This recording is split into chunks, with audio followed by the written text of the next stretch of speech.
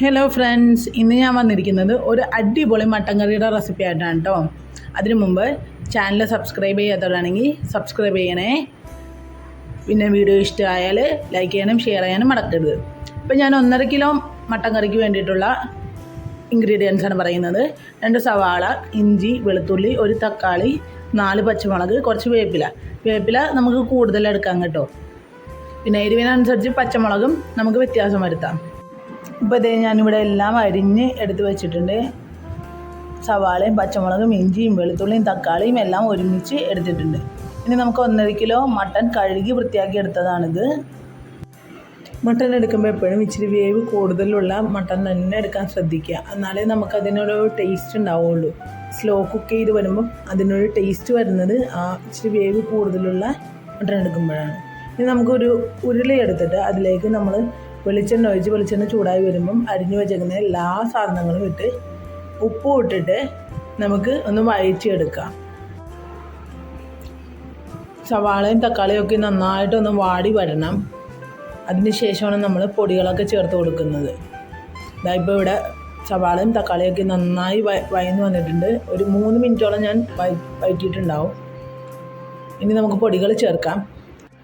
3 spoon മുളക് പൊടി, 4 spoon മല്ലിപ്പൊടി, 2 സ്പൂൺ ഗരം മസാല, 1/2 ടീസ്പൂൺ മഞ്ഞൾപ്പൊടി എന്നിവയാണ് ഞാനിവിടെ ചേർത്തേക്കുന്നത്.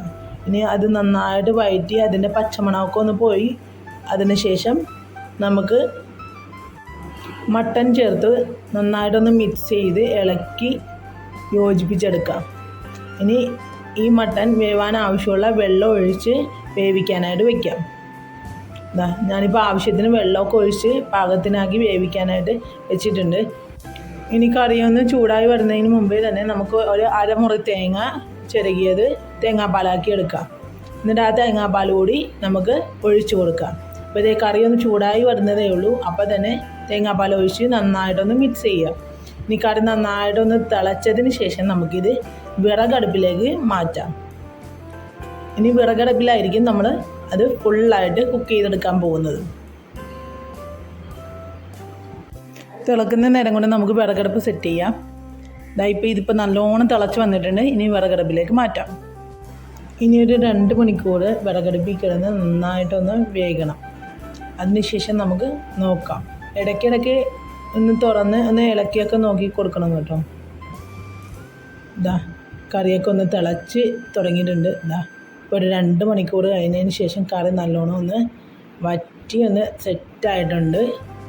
ഇപ്പോൾ ഇങ്ങനെ ഇച്ചിരി വെള്ളം പോലെ ഇരിക്കുന്നത് നോക്കണ്ട. ഇനി ആ കനലിൽ കിടന്ന് ഒരു മണിക്കൂറും കൂടി ആ കനലിൽ ഒന്ന് കിടന്ന് സെറ്റാവും കറി. ആ ചൂടിൽ നല്ലോണം ഒന്ന് കിടന്ന് സെറ്റായി കഴിയുമ്പോൾ കറി നല്ല സൂപ്പർ കറിയാകും. ഇപ്പോൾ നിങ്ങൾ വിചാരിക്കുന്നുണ്ടാവും ഒരു കുക്കറിലിട്ടിട്ട് ചെയ്താൽ പോരെയെന്ന്. പക്ഷേ ഇങ്ങനെ ഒന്ന് ചെയ്ത് നോക്കുക. ഇതൊരു അടിപൊളി ടേസ്റ്റാണ്.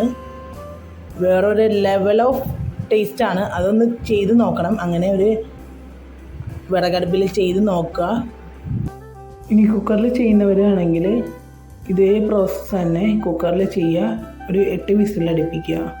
എന്നിട്ട് അതിന് ശേഷം 1 മണിക്കൂറിന് ശേഷം മാത്രം കുക്കർ ഓപ്പൺ ചെയ്യുക. ഇനി അടുത്ത ദിവസം വേറൊരു റെസിപ്പിയായിട്ട് കാണാം. അതുവരേക്കും സ്റ്റേ ട്യൂൺഡ്.